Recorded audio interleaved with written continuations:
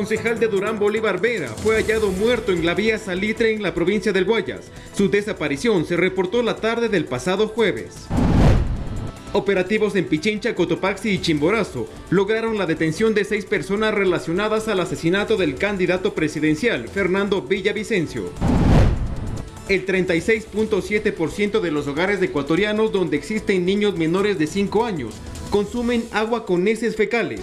Así lo reveló el Instituto de Estadísticas y Censos, INEC. En lo internacional, alcalde de Nueva York reveló que la ciudad se enfrenta a una crisis por la afluencia de migrantes ilegales. A la metrópoli llegan más de 10.000 personas cada mes. En los deportes, estadio lleno para la final de la Superliga Femenina entre el Barcelona y Dragonas.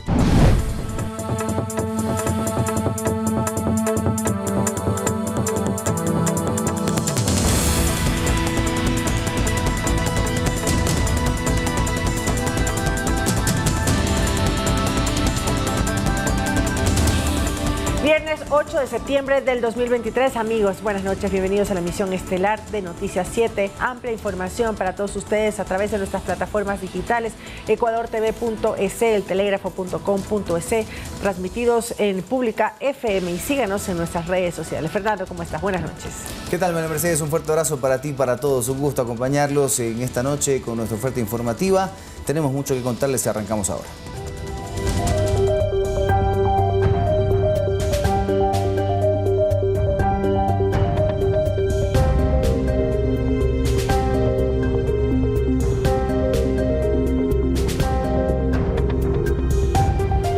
El concejal de Durán, Bolívar Vera, fue asesinado luego de estar 2 días secuestrado. Así lo confirmaron las autoridades, quienes ya han abierto investigaciones al respecto. Veamos. Fue su hermana quien lo anunció a través de su red social Facebook. Han matado a mi hermano. Y simultáneamente una imagen escalofriante de una persona atada de manos y pies en el piso, al parecer sin signos vitales, se viralizaba en redes sociales. Marta Vera se refería a Bolívar Vera, concejal de Durán, quien hace menos de 2 días fue secuestrado. Los delincuentes que lo tenían acabaron con su vida y más tarde así lo confirmaba el ministro del Interior, Juan Zapata, a nuestro diario. La tarde del jueves 7 de septiembre en Durán fue secuestrado mientras circulaba por la avenida Samuel Cisneros y Montecristi en su vehículo Kia Sportage blanco. Ahí fue abordado por sujetos que se movilizaban en un carro Tucson también de color blanco, del cual se bajaron individuos armados y se lo llevaron. El suceso lo relató su sobrino, quien iba en el automotor con él. Vera Peralta fue apuntado con un fusil y subido a dicho carro.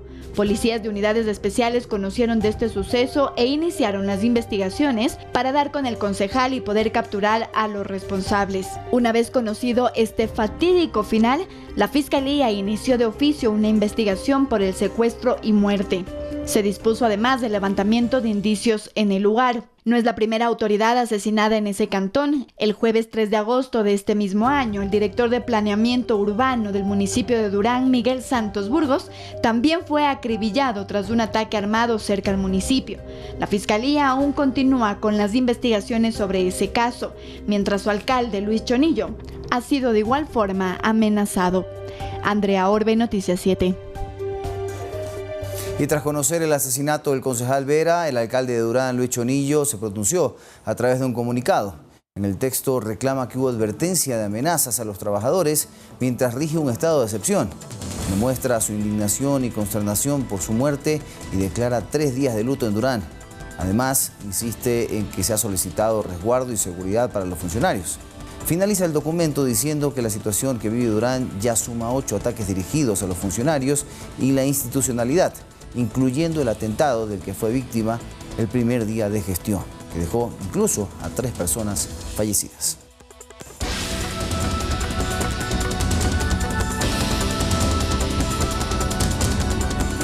Este sábado 9 de septiembre se cumplirá un mes del asesinato del candidato presidencial Fernando Villavicencio. En la siguiente nota repasamos los principales hechos ocurridos alrededor del crimen del político.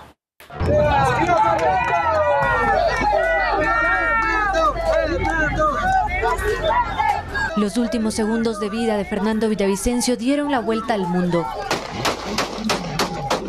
Este video, que muestra el instante en el que el entonces candidato presidencial es atacado por sicarios, fue grabado cerca de las 6:20 de la tarde. Según se conoce ahora, las balas alcanzaron su cabeza y para cuando fue trasladado a un hospital cercano, él ya estaba muerto. Todo fue confusión y caos. Hubo un cruce de balas entre la seguridad de Villavicencio y los atacantes. Uno resultó herido y fue capturado. Habría sido quien disparó contra el político. Sin embargo, horas después confirmaban que también murió producto de las heridas. Aquí está el único candidato que puede entrar al infierno y salir ileso. Yo no tengo trago de paja. Villavicencio terminaba un mitin político en el Coliseo Anderson, en el norte de Quito, cuando fue atacado. La zona del hecho era un caos. Todo fue conmoción. El Ecuador presenciaba un acto violento prácticamente inédito.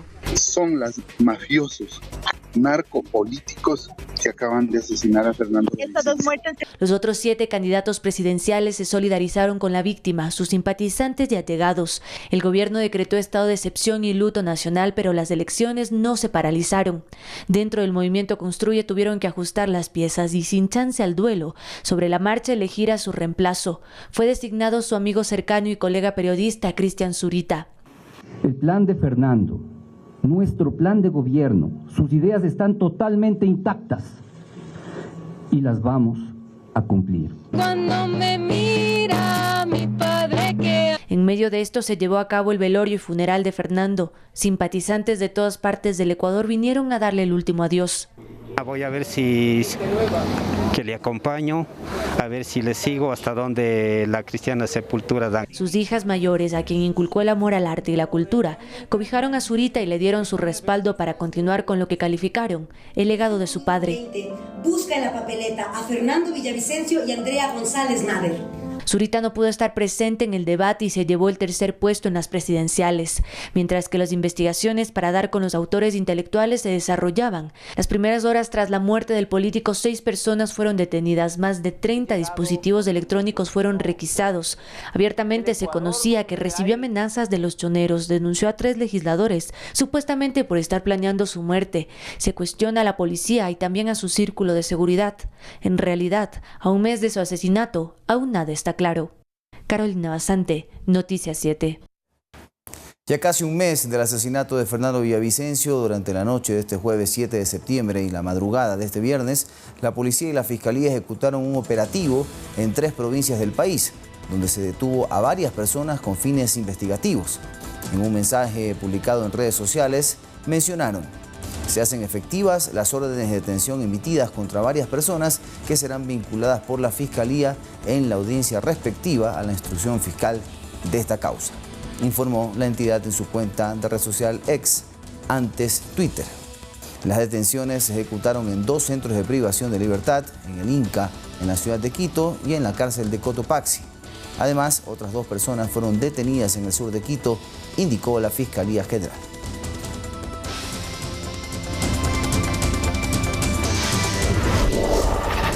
El juez Diego Poma de la Corte Provincial de Justicia del Guayas acogió la solicitud de José Adolfo Macías Villamar, alias Fito, líder de los choneros, y ordenó su regreso a la cárcel regional de Guayaquil. Las razones, según el magistrado, es que el Servicio Nacional de Atención Integral a Personas Adultas Privadas de la Libertad y Adolescentes Infractores, SNAI, no presentó informes justificando su traslado a La Roca, donde permanecía desde el 12 de agosto. Según el fallo, se prohíbe el retorno del privado de la libertad a su ex celda, debiéndosele asignar una celda conforme disponga la máxima autoridad del centro de rehabilitación, conforme toda la población carceraria, sin privilegio alguno.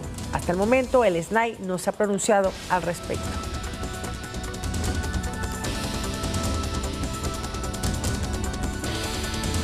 Varios atentados simultáneos se registraron en la parroquia Puerto Bolívar de Machala.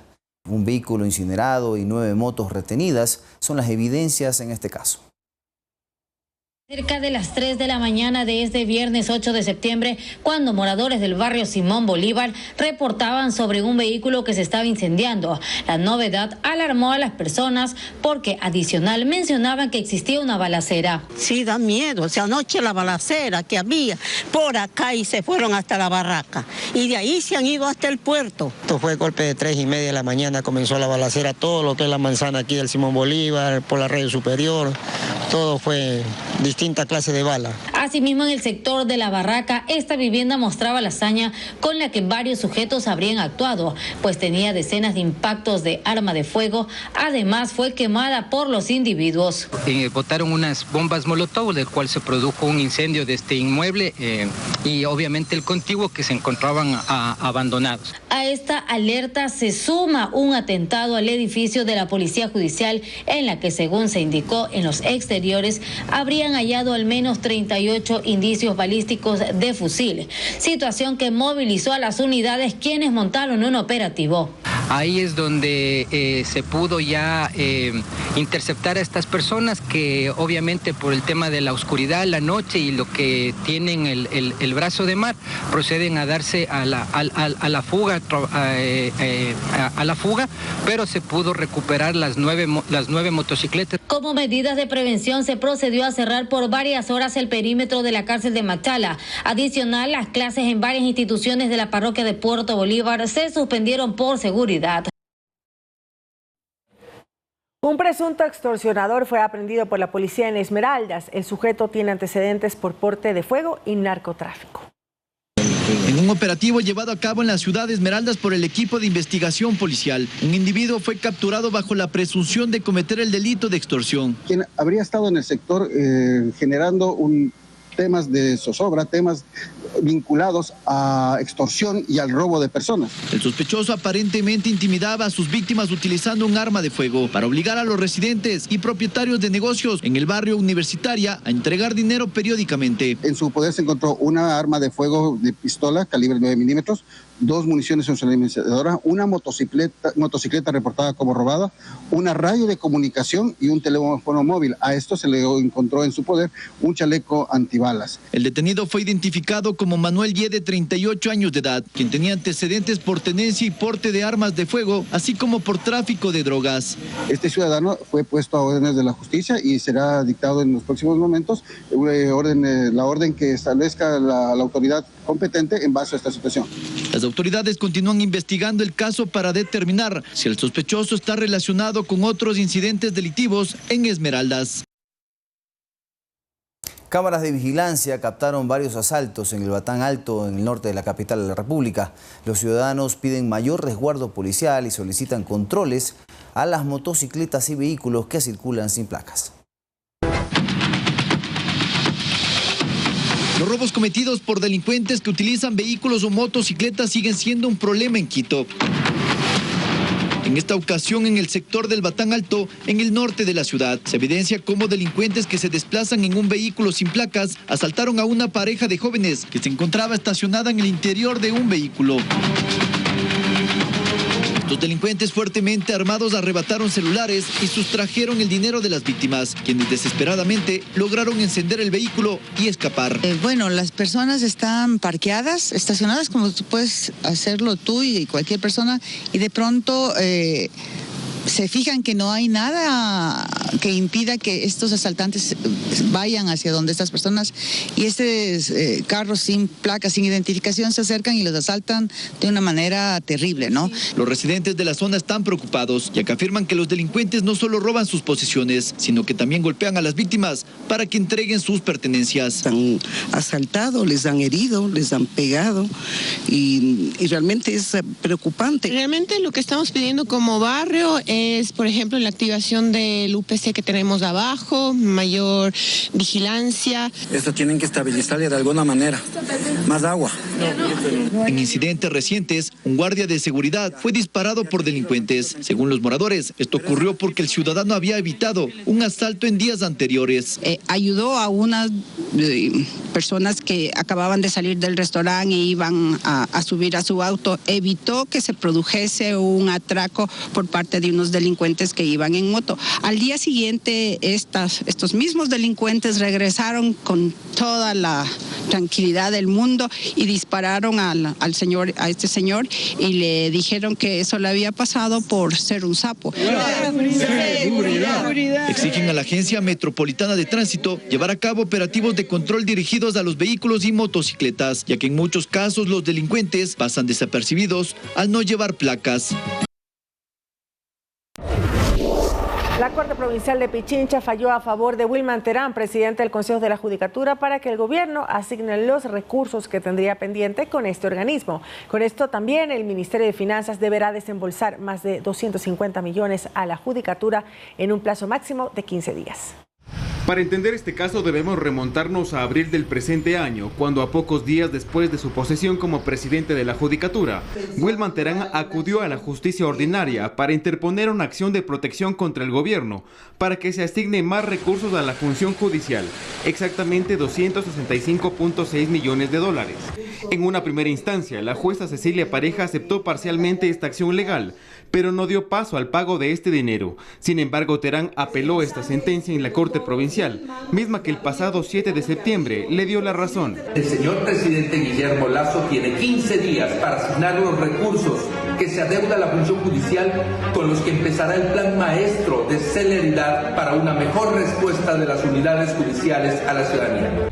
El fallo también involucra a la Defensoría del Pueblo, pues será esta entidad la encargada de dar seguimiento para que se cumpla, mientras que el Consejo de la Judicatura deberá presentar informes técnicos sobre su presupuesto del 2024 al gobierno.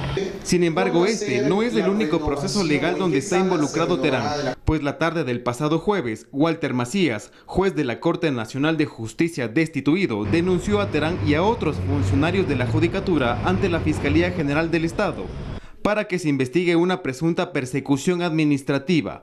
Macías en su cuenta de Twitter dijo: en razón de las expresiones públicas que ha realizado el señor Wilman Terán, mismas que evidencian actos que atentan al ordenamiento jurídico, los cuales son dirigidos de forma sistemática al suscrito y denotan conductas que deben ser investigadas en el ámbito penal, he presentado el día de hoy la correspondiente denuncia a la Fiscalía General del Estado, a fin de que estos hechos sean esclarecidos, ya que se materializan en una persecución administrativa con la intervención de los servidores de la Judicatura.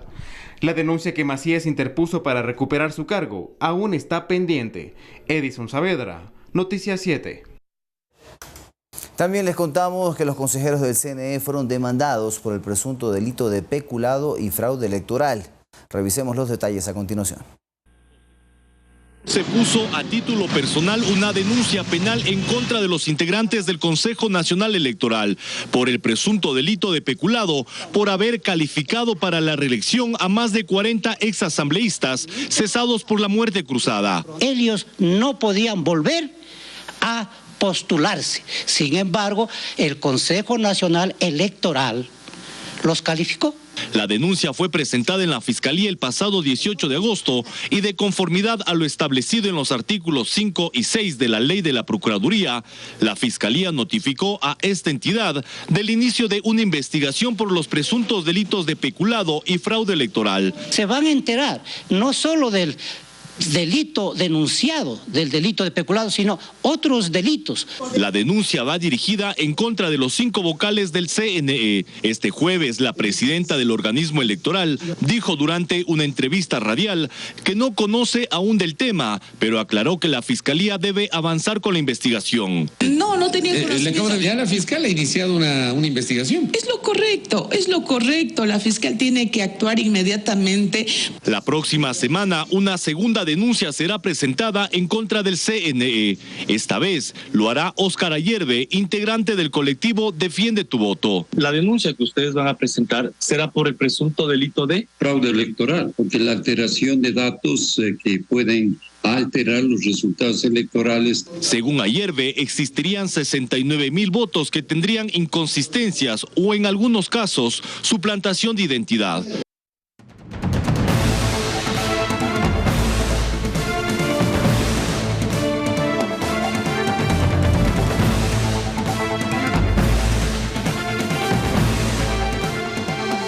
El Gobierno Nacional propone reformas a 6 leyes para poder afrontar los estragos que provoque el fenómeno del Niño. Los cambios en la normativa están detallados en el último decreto ley enviado por el Ejecutivo a la Corte Constitucional. La inminente llegada del fenómeno del Niño Ecuador pone sobre la marcha un plan de acción a través de reformas legales a la Ley Orgánica para el Desarrollo de la Agricultura y Pesca, el Código de Comercio, el Código Civil, la Ley de Registro, Ley de Minería y también el Código Orgánico Administrativo. Todo esto detallado en el decreto Ley de Gestión de Riesgos y Desastres. En el documento se detalla que la previsión de pérdidas en el sector camaronero y pesquero por el Niño es de 3.349 millones y para afrontar esto, es necesario que la administración adjudique tierras e infraestructura, lo que a su vez será una fuente de recaudación para las arcas públicas. Para este fin se plantean reformas para que las fincas camaroneras puedan solicitar al ente rector que deje sin efecto la concesión otorgada y también hipotecar total o parcialmente las zonas marinas. Además se aborda poner a disposición de manera inmediata la maquinaria incautada en actividades de minería ilegal. Estos bienes podrán ser usados en procesos de remediación ambiental y prevención de riesgos. Para usar estos insumos solo bastará con levantar sus características y detalles por parte de los entes rectores. El decreto ley también plantea cambios en la forma de contratación pública, eliminando el informe de pertinencia que debe hacer Contraloría General en procesos que se realicen bajo régimen especial. Tampoco serán necesarios en procesos de contratación financiados con préstamos y cooperación internacional. Según el gobierno, estas modificaciones reducirán los plazos que toman las empresas públicas o instituciones para gestionar los contratos. Carolina Basante, Noticias 7. Alrededor de 16 zonas de las Islas Galápagos son las que mayor riesgo tienen de afectaciones con el fenómeno del Niño. Desde el Consejo de Gobierno de Galápagos se trabaja articuladamente con los municipios para implementar acciones de prevención con una inversión de alrededor de 4.5 millones de dólares. Cuando hemos tenido el impacto de un fenómeno del Niño, esto fue en el 81-82 y en el 96, tuvimos serios inconvenientes por la acumulación de agua en las zonas altas de las islas. Ante la inminente presencia del fenómeno del Niño, las autoridades de las Islas Galápagos ejecutan varias acciones preventivas y de planificación. Así lo explica Schubert Lombeida, presidente del Consejo de Gobierno de Galápagos. Hemos destinado maquinaria del Consejo de Gobierno y de los GATS cantonales para que se hagan limpiezas de todos aquellos canales y también incluso desvíos. Hemos instalado alcantarillas en algunas vías. Estamos en las alcantarillas de hormigón y las alcantarillas de tubo. Hacemos una abertura previa y posterior mayor para que cuando el agua venga no se acumule, no tape las alcantarillas y no afecte. Cuenta que se identificaron al menos 16 puntos vulnerables, tanto en San Cristóbal, Santa Cruz e Isla Isabela. Entre ellos están el sector de la planta de tratamiento de aguas residuales, así como el centro de reciclaje. Entre los barrios afectados por posibles inundaciones están Palmeras, Arrayanes, Manzanillo, Ciudadela, el Gran Maestro. Al menos 6 playas se verían afectadas, así como la Cañada del Aguacatal, la vía Puerto Ayora, Canal de Itabaca, entre otros. Detalla que el Consejo de Gobierno invertirá alrededor de 4.5 millones de dólares en proyectos de prevención que implementen los diversos municipios. La mayoría nos han presentado proyectos relacionados con adquisición de maquinarias y temas de saneamiento ambiental. En los dos casos, técnicamente es totalmente viable y nosotros estamos dispuestos a colaborar. De los 30.000 habitantes que hay en las islas, se estima que al menos 4.000 resulten afectados. Para ello ya se inició con la compra de kits de ayuda humanitaria y se validaron 9 campamentos para alojamiento temporal. También tenemos un proceso de calificación de afectación a las viviendas, para que sean acreedoras a un bono, que es un bono para pagarles arriendo mientras pasa la emergencia, o para incluso darle mantenimiento correctivo a la vivienda. Ante el impacto que se pueda tener en el turismo, Lombeida detalla que el Ministerio del Ramo está elaborando un plan al respecto. Olga Velasco, Noticias 7. En Guayaquil, alrededor de 2.200 estudiantes de la Unidad Educativa José Peralta son los beneficiarios de la repotenciación de su infraestructura. Esto con la finalidad de mejorar la calidad educativa. Este viernes, el presidente Guillermo Lasso y la ministra de Educación, María Brown, entregaron esta obra. La unidad educativa ahora cuenta con área de inicial, laboratorios, talleres técnicos, biblioteca y canchas deportivas. Invertimos $4 millones para brindar a 2.220 alumnos y 82 profesores un centro de enseñanza moderno y acogedor. Además, nos permitió generar 190 plazas de trabajo, la mayoría de este sector, dinamizando la economía de las parroquias en beneficio de sus 550.000 habitantes. Fieles a esa visión, la inversión de mi gobierno en infraestructura y equipamiento educativo supera ya los 300 millones de dólares. Alarmantes números en los hogares ecuatorianos donde existen niños menores de 5 años que consumen agua con heces fecales. Los detalles les contamos a volver.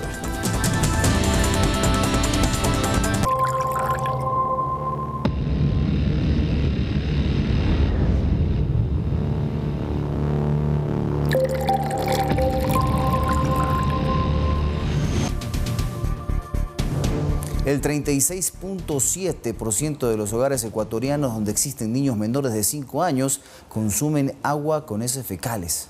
Así lo revela el Instituto de Estadísticas y Censos, INEC. Las provincias de altos índices de contaminación son principalmente las amazónicas. ¿Cómo reaccionaría al conocer que gran porcentaje del agua que consumimos los ecuatorianos contiene E. coli, que básicamente es una bacteria que viene de las heces fecales? Te estás comiendo tus propios desechos. O sea, con tus desechos, en pocas palabras, estás cocinando y haciendo todo lo que se cocina en casa y lo que se hace, pues. Más bien debemos prevenir por nuestra salud, o sea, hacer hervir el agua, tomar medidas para no consumir tal como viene el agua. Por más alarmante que parezca, esto es una realidad. Así lo revela el Instituto Ecuatoriano de Estadísticas y Censos, INEC. El 36.7% de los hogares donde existen niños menores de 5 años está consumiendo agua con heces fecales. La muestra comprende 20.000 hogares desde el 15 de julio del 2022 al 15 de julio del 2023, pero no todas las provincias son iguales. Por ejemplo, Pichincha es la provincia con menos contaminación. El agua que viene del grifo contiene apenas del 2.6% de E. coli. Esto quiere decir que por cada vaso existirá el 4.8% de bacterias. Quito tiene el 0.4%. Digamos, podemos concluir que el agua que estamos tomando en Quito es de buena calidad. En Guayas, el 16.4% del agua de la fuente está contaminada, es decir que existe un 32.1% de contaminación por vaso que beben los guayaquileños. El agua de Esmeraldas tiene el 40.3% de contaminación, es decir que por vaso existe un 50.7% de E. coli. Sin embargo, la otra cara de la moneda está en las provincias amazónicas. En Pastaza, el agua de grifo está contaminada en un 56.9% y por vaso que toman existe un 74.9% de bacterias. Sin embargo, Morona Santiago es la provincia con más contaminación de heces en su agua de fuente, el 70.2%, y por vaso, la contaminación es del 74.6%. El muy alto, por ejemplo, significa que existen más de 100 colonias de E. coli. Esa agua es...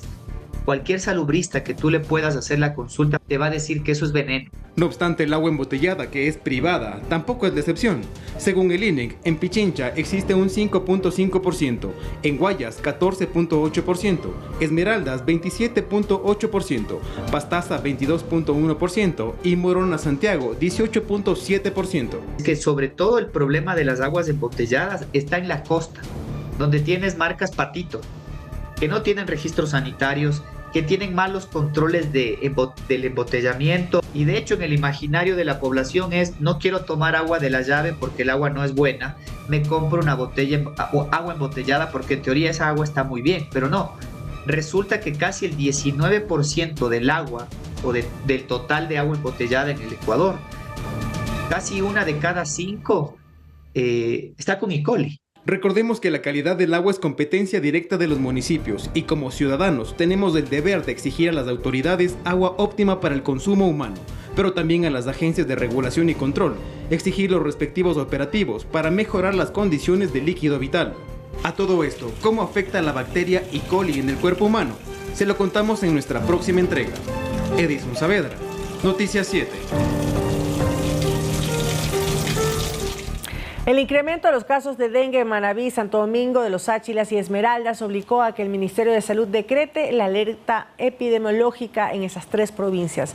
De los 16.000 infectados con dengue en el país, más de la mitad pertenecen a las provincias mencionadas y comparando las cifras con el año pasado, los casos aumentaron en un 158%. Con el estado de emergencia, las acciones que ejecuten los equipos sanitarios y los gobiernos locales podrán intensificarse.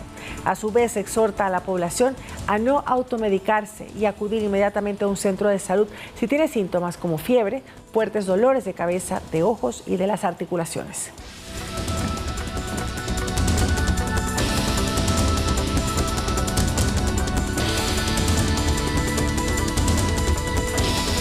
Tras 2 meses del cierre, este viernes el teleférico de Quito reabrió sus puertas con mejoras de su sistema de seguridad. El turismo que atrae beneficia a la comunidad de San Francisco de Cruz Loma. La comunidad San Francisco de Cruz Loma nace en 1948 y se encuentra ubicada a una altura de 3.700 metros sobre el nivel del mar. Desde hace 18 años viven del turismo, que atrajo el teleférico. Así nos cuenta Carmen Enríquez, miembro de la comunidad. Ha sido un aliado estratégico para nosotros, sobre todo en lo que es el ámbito turístico, porque en ese entonces nosotros nos dedicábamos bastante en extensión al cultivo de papas, habas, pero después y a la agricultura y a la ganadería, al páramo. Entonces las fuentes hídricas se encontraban contaminadas. Ahora continúan trabajando la tierra con una variedad de hortalizas, frutas y cuentan con senderos, caminatas y cabalgatas. Tenemos hoy una organización de servicios turísticos que ofrece gastronomía, cabalgatas, caminatas, senderismo y también hospedaje. Es por esto que la reapertura del teleférico es de suma importancia para las 40 familias que residen aquí. Pues así nos sostuvimos pues, de los huertitos que tenemos, hemos salido a los mercados con las hortalizas. Desde el pasado 6 de julio, el teleférico de Quito fue cerrado debido a un fallo eléctrico que tuvo en sus cabinas. Según el gerente de operaciones y mantenimiento, Renan Flores, se ha hecho la instalación de mecanismos de alerta que garantizarían un mejor servicio para los turistas. Lo que hemos realizado está la colocación de una cámara de vigilancia, un botón de pánico y un sistema GPS en cada una de las cabinas. Esto garantizaría la comunicación entre las personas que se encuentran en cabina en caso de emergencia y con el punto de control. Garantizar que tendremos energía eléctrica, tenemos un punto Wi-Fi dentro de la cabina, tenemos una zona Wi-Fi que se puede ocupar, tenemos luz eléctrica dentro de la cabina. Todo esto hecho con tecnología verde y lo mejor, con tecnología ecuatoriana. Con la reapertura, los horarios de atención y costos son los siguientes. De lunes a viernes de 10 de la mañana a 19 horas. Los sábados y domingos abren desde las 8 de la mañana hasta las 19 horas. La tarifa es de $5.25. Manuela Bedón, Noticias 7. Por orden del alcalde de Quito, Pavel Muñoz, en los exteriores de las universidades se controlará que no haya jóvenes libando. Un equipo de Noticias 7 constató cómo es el ambiente de viernes en la Avenida América frente a la Universidad Central. A principios de año visitamos los exteriores de la Universidad Central en un viernes normal. Encontramos decenas de botellas y jóvenes libando. Hoy decidimos volver para constatar si la disposición del alcalde de Quito de controlar más los espacios públicos aledaños a las universidades se estaba cumpliendo. Y esto fue lo que notamos. Por lo general, en las últimas semanas a las que he asistido, la policía pasa bastante más regularmente, la verdad. Así que sí, yo creo que es mucho más control ahora. Los estudiantes comentan que en las noches la policía efectúa operativos, mientras que este vehículo parqueado junto a la piedra, como se conoce al punto de encuentro de universitarios, se monitorea a grupos que consumen alcohol en las calles. Había calma, pero la segunda razón es que la mayoría de jóvenes están de vacaciones. De todos modos, los propios universitarios creen que la situación podría salirse de control en esta zona. Deberían de haber más policías o guardias que vigilen la universidad. Porque vienen personas de todos lados, no solamente de la universidad, vienen de otras universidades, personas desconocidas. Ya de aquí a la noche a las 12 ya esto es peor. Entonces sí, la inseguridad es horrible en estas situaciones, por ejemplo, a lo menos los días viernes. La presencia del vehículo policial ha contribuido a despejar la vereda de la Avenida América, aunque algunos creen que en general los operativos de control no son suficientes. O sea, van a estar un rato, sí, nos van a vigilar y todo eso, y se van a recorrer otro lado, igual van a seguir acá. Igual, van, vienen, no sirve de nada. pero los sanviernes son una problemática que van más allá de lo que puedan hacer las autoridades. Incluso ni siquiera respetan lunes, ni martes, ni miércoles, todos los días. Esto es ya algo cotidiano ya. ¿Y desde temprano? Desde temprano. La verdad depende de cada persona y entonces es como yo solo salgo de clases y me voy así directamente a la casa, depende de las cosas que tenga que hacer. Pero no hay que cantar victoria, porque si bien es cierto el lugar está vacío, a diferencia de la vez anterior que vinimos, en octubre la universidad vuelve a abrir sus puertas con un nuevo semestre y es posible que los jóvenes retomen a este punto para reunirse y beber. Con cámaras de Giovanni Murillo, Lautaro Andrade Castro, Noticias 7.